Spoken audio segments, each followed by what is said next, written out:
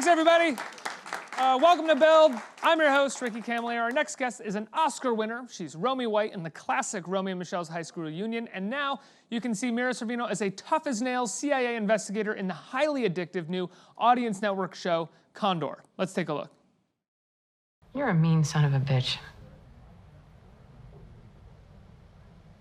I can tell you that it has taken me a really long time to get to the point where, in all honesty, I can say that I no longer bear you a grudge. But if you come in here and you mess with my investigation, I will fuck you, and not in the fun way. I came here to bring you these files. I have more important things to do than fuck with your investigation. That's the one. I'm sorry. That's that look that you would have every time you'd call Lily to tell her that you were working late.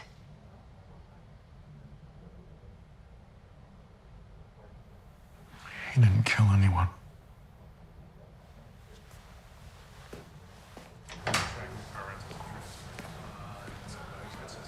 Everybody, please welcome Mira Sorvino.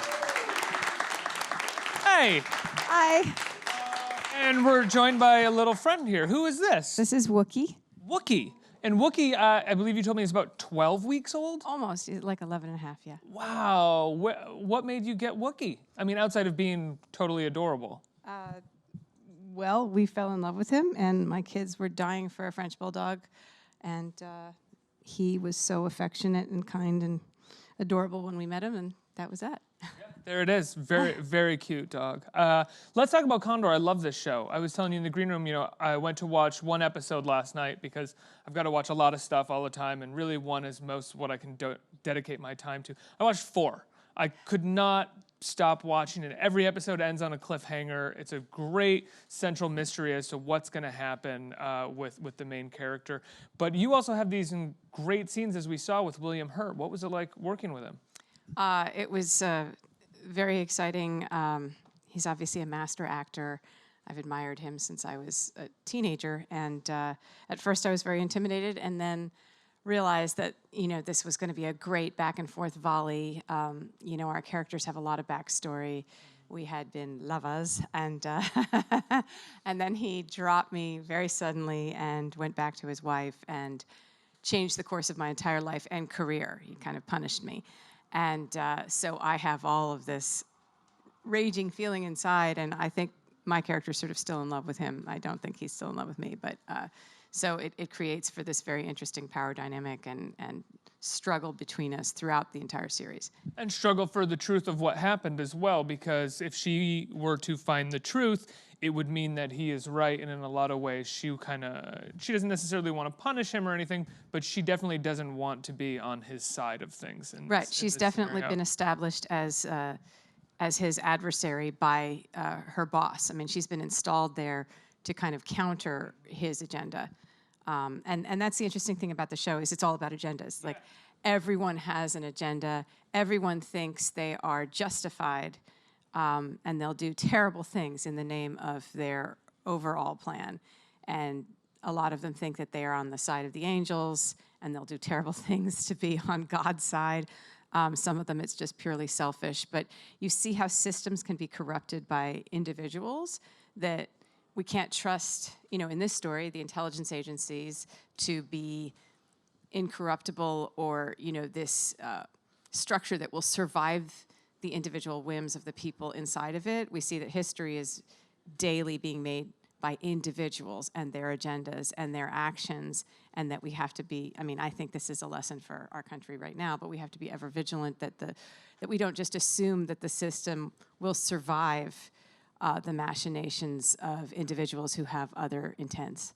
And I think one of the things that is good about this show is that while the system is corruptible, we see that it can be corruptible from both sides, or from many different sides, because everybody believes in this, that the ends justify their means. Right. This is not about political parties in this show. It's not partisan. It's literally dog versus dog, like individual versus individual. And some people may think they're on the same side, but they actually have very different end goals in sight. And You know, people turn on each other on a dime. Sometimes people sacrifice themselves for each other. Anyone is expendable in this show, so you know that's exciting about it because you don't know who's going to live to see the next episode, and nobody's black and white. Like Joe Turner, the Max Irons character, the one that's originally based on the Robert Redford character from the 3 Days of the Condor. You know, he's the good guy, but he immediately starts doing things which are not very good, like taking a young woman hostage, even if he starts to fall in love with her. Like, that's not really a thing a good person does. But in these moments where people decide on, you know, life or death expediency, they will make choices that are really drastic. What's it like to take part in a show that is unfortunately somewhat ripped from the headlines just because our intelligence agencies have become so politicized in a way that they never have in the past? Yeah, I mean, I don't know that this is based on anything true that's going on. No, but I think I would say tonally, or Yes. at least the idea of this happening within the intelligence. Sure, agencies. I mean, and the further you go with the plot, Definitely not based on anything that I know has happened. right? But you know, as the further you go with the plot, you'll understand more and more, like the whole point of everything and how much the U.S. is meddling in foreign affairs. But once again, it's almost like one hand doesn't know what the other hand is doing. So we have no idea, even if the executive branch knows about this plot that we're seeing unfold before us. So, and I don't know. I'm not a student of the CIA and the NSA. Like, I don't really know what they're doing, and I should probably leave it like that because It's hard. They're doing a lot. they're doing a lot, and they don't really, share it. So, yeah. But it is. I'd say it's super topical right now. I would say also Brendan Fraser's performance is quite a surprise. It's he's great in the show. He definitely is able to capture a sort of spiritual ambiguity in every shot that he's in. Yeah, I admire Brendan so much. He's such a good guy, and he brings a really interesting tone to this character who, right away, you see him doing quite bad things. Once again, everybody's doing bad things, but he has this humanity and this kind of brokenheartedness and this love for his daughter that really makes him this super well-rounded character. And I think he brings this touching quality to someone who otherwise you would hate. So, yeah. He's a wonderful person and very smart. My gosh, when we did press together for the TCAs, he was so articulate, like really, really intelligent. I would say as much as everybody's doing bad things but you and William Hurt, who are kind of just saying bad things to each other. Both of you are kind of trying to do the right thing. Well. As far as I've gotten in the show. I don't know where it goes after 3 or 4. No comment. When you I mean, most of the stuff that I've seen in the show is between you and Mr. Hurt. When you find out that you're going to be working, sort of volleying with an actor like that going into a show, do you get in touch beforehand, or do you just get on set and get going? No, we had rehearsals once. Rehearsals, wow. But not. I mean, we didn't self-initiate them. When I got up to Toronto, Jason Smilovic was, and the rest of the team was like, let's rehearse. And that's what we did. And then I think that we both realized that we had really worthy opponents in these scenes and that we could trust each other and really go for it. So, Were you excited to play a kind of tough as nails woman head of the show? Yeah, I mean, that's the thing about her is that she's very strong, but she's very passionate underneath. And I think that's what differentiates her from a lot of television women in charge characters in intelligence agencies. Like we've seen a lot of them on network TV and some on cable shows. And I just think she's a little bit more of a live wire beneath the surface. And that made her interesting for me to play and not like a cardboard kind of like tough woman, Right. What do you mean a live wire underneath the surface? Do you mean like as the show progresses, we're going to see her get a little wild? I just mean that every move, she has to keep her actual feelings like tamped down, but they're so strong in her. Like her feelings for William Hurt, for instance, are so, and Bob Parker, I shouldn't say for William Hurt. She's got a crush on the actor William Hurt. She has to steel herself when he even walks in the room to handle the talk. Yeah. You know what I mean? Like it's like it's the difference between being calm, cool, and collected and your heart racing and then having to try and hide that. You know, and that's who she is. So I'm curious. I feel like anytime you do press, this comes up, and I feel bad for adding fuel to the fire. But is there ever going to be a Romy and Michelle's high school reunion too? Because everybody's rebooting everything and doing sequels to everything, and I heard they're doing another Bill and Ted. So why not do another Romy and Michelle? I fully agree. It's not in my power to greenlight it, but the people who have the power. Are you listening? But yeah, we would love to. We've always said we'd love to do another one. Robin Schiff, the creator, is down to write it, and Lisa. Has there ever been a script or anything, or an outline for anything? There were like you've talks. I don't think there was an actual script, but there were talks of plot lines, which have had to be amended as more years have gone by.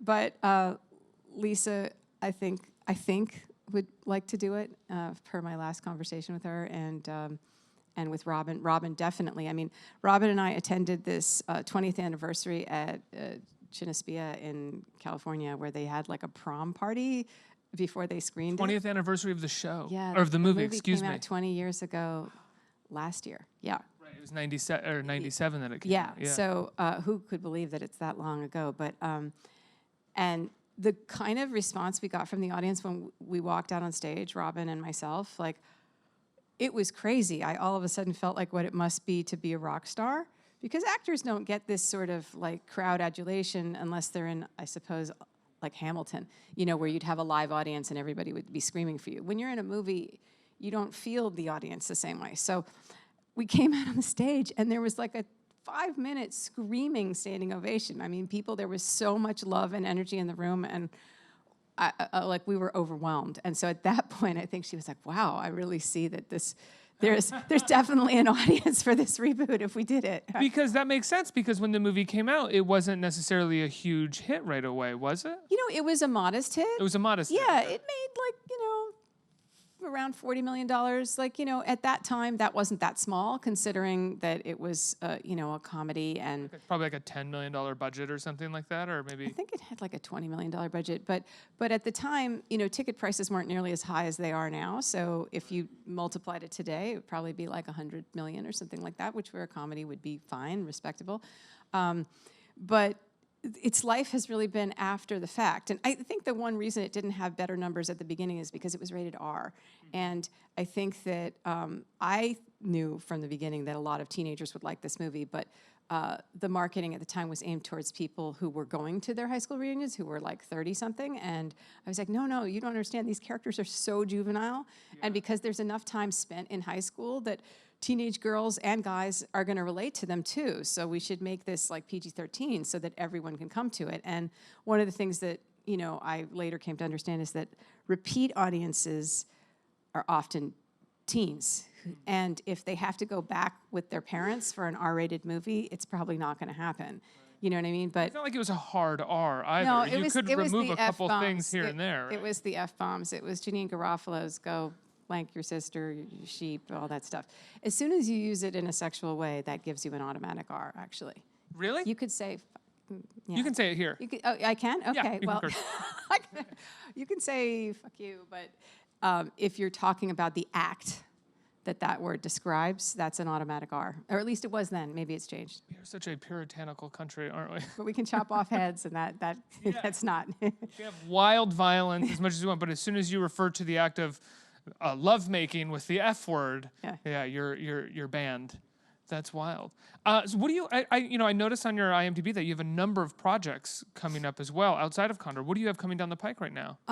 Well, I literally am coming to you from the set. Last night I wrapped at like 8 and got on the plane at 9:30. I'm shooting a movie for Fox called Stuber.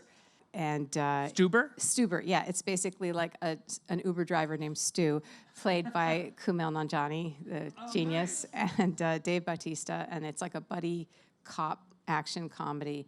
And I love Kumail Nanjiani. I love Dave Bautista. I saw a movie recently where he was probably third billed. Everybody else were the big stars of the movie. And it was like, he is the best part of this movie. He's so authentic and funny and sweet. He's the sweetest man in person. Like, I couldn't believe how sweet he was. He's like so strong and so kind and gentle and thoughtful to everybody, like really humble, like just a lesson in humility and kindness on set. And, and he's very funny in it. And the movie's super fun to be a part of. So I'm really happy doing that. And then this fall I have Startup. I'm in season 3 of Startup, which is on Sony Crackle. And then I have a bunch of other movies coming up, but those are busy.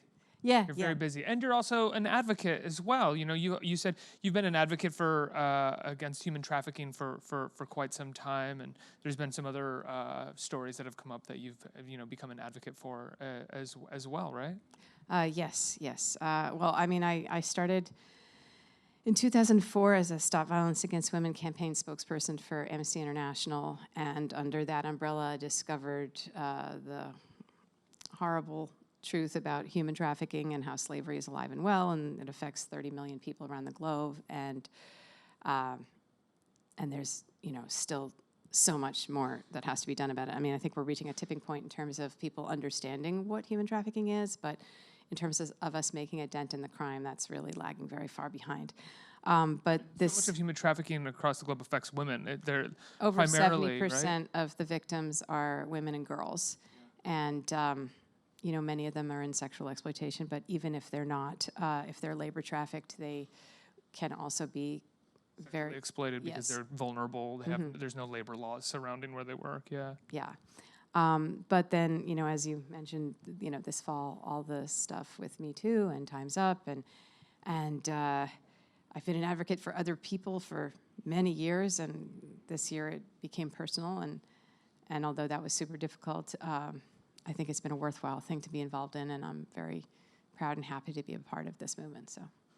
Did the fact that you had been doing this for quite some time and putting yourself out there as an advocate sort of help you through when it became personal as well, that you were sort of already sort of ready for it a little bit? It's funny. It gave me this huge new appreciation for all the human trafficking survivors that I've gotten to know who've become public with their stories and gone up against their oppressors in court and lived a public life when they're afraid that someone could come and attack them and hurt their family. So I had this whole new appreciation for how much courage it took because, for me, it was just one person.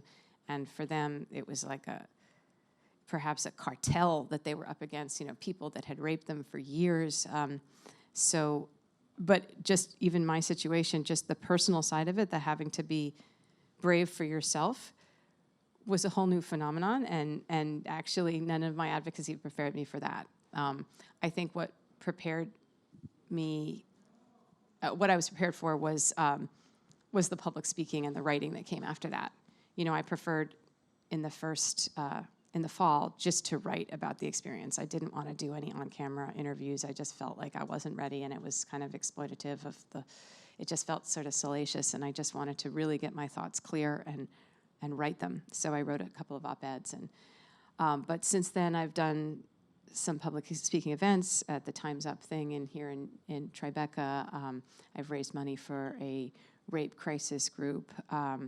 I'm advocating for the passage of anti-sexual harassment laws in California that would be the toughest slate in the nation. And as California legislation goes, so do many other states after we pass bills. And ours alone will affect 20 million people. So if we pass them, we'll really be changing the game for many, many people who've suffered sexual harassment and misconduct in the workplace, and give them recourse to, legal redress and train people. One of the laws requires that every organization working in California would train all of their employees on sexual harassment and what it looks like and how to prevent it. And so you'd have like legions of people who were watchdogs and who could protect each other. And I think you're going to end this atmosphere of impunity where predators think they can get away with this stuff, as they always have. There are things that affect the statute of limitations. We're calling out there's a new law that makes people legally liable, civilly liable for retaliation. So if somebody blows the whistle, whether it's the survivor or someone else, if anyone retaliates against them, and it doesn't have to be the person who harassed them, it could be the HR person, it could be someone else, that person will now be civilly liable and can be sued for that. So we're chipping away at this as I said, atmosphere of impunity, which has kind of existed forever in every culture, you know. These structures that allow for systemic violations of space. Yeah, and you know, and sexual harassment, it's like a slippery slope. You know, it's sort of the testing ground for worse offenses, such as abuse and rape. And, you know, to be part of a movement that in this day and age might change the equation, like moving forward, so less people are raped and abused and harassed and have their livelihoods changed or ruined by people in power positions, that's really something. So if I can affect things to the positive with my contribution to that's very gratifying. Thank you. I think that's amazing what you're doing. Please give her a round of applause for all of her work. Let's get some questions from this audience. Who has a question? Right here. What did you learn from this role in particular that you didn't learn from other big roles you had? And did you have to do specific research about CIA and the character to appear, to make it really true? Well, I had to, you know, in general, up until very recently, up until the role that I played in the BBC America show Intruders, all of my roles were like absolutely sympathetic. There was, I never played any bad people. I never played any morally gray people. They were all super lovable and likable and vulnerable. And so it was very interesting to have to play things, you know, because as I said, in this story, everybody does something bad at some point. And to get behind actions that I, as a person on the outside, would be critical of, but I, as a character, have to absolutely 100% do and stand behind. Even if there's remorse involved, she has to do them. She has to, and so playing the not perfectly lovable and vulnerable, you know, empathetic person has been like a new chapter for me, playing people who are morally gray, I would say, and that's been something I've had to kind of work on, and finding strong enough reasons in herself, in her past, in her personality, that all these things make sense organically, that these are things that she would do, that she is compelled to do, driven to do. As far as the CIA and all of that, I mean, I have, you know, read books. Over time, I've met a lot of people in intelligence and law enforcement. I felt it was more important to kind of find her than necessarily, you know, there wasn't that much field work to show, or, you know, operations to show where I would need very, very specific technical knowledge. But yeah, it was just kind of, you know, every character, you've got to find the character, and then the character's actions are a natural extension of that personality. And so that was, you know, the main challenge with her, is creating this person who I thought was multidimensional, who was doing things that in the past none of my characters ever did. So, yeah. Next question. Hi. Since you have so much experience with film and TV shows, have you thought of writing or directing your own projects? Yeah. I've co-written like a pilot with my husband that's a comedy, and we may get around to making it at some point. He just got cast on a big show for a cable network that I can't name because it hasn't been announced yet, but he's a series regular on that. So, and you know, I'm kind of up to my ears with a bunch of stuff too. So that's not going to happen right now. But I have produced films before. I produced a film called Lisa Picard is Famous, or sometimes it's just referred to as Famous online. I don't know why it kind of has two names, but Griffin Dunn directed it, and it was very funny. It was like an early mockumentary before that genre really became very popular on television. And it got to Cannes, and it got great reviews, and then it came out the weekend of September 11th, and you know, everything that came out that year was obviously, you know, rightfully so, kind of not really very important. But I am producing another film that we're supposed to be shooting later this summer. Once again, I haven't made my like big announcement about it yet, but that's something that I'm not directing, I'm not writing, but I love it, and so I'm going to produce and act in it. But yeah, down the line, when my kids are a little older, I could see directing. Directing is such a full-time job. It's like a 2-year job of total commitment, and I have 4 children, aged 13 to 6, so like I just feel like I'm already away from them a lot because of acting, so I feel like when they're all in college, then maybe I'll sort of become a director. I love the show. Congratulations. I look forward to whatever this project is you're going to be shooting over It's a this, comedy. Yeah, it's over a the comedy, summer. yeah. But Condor, which is great.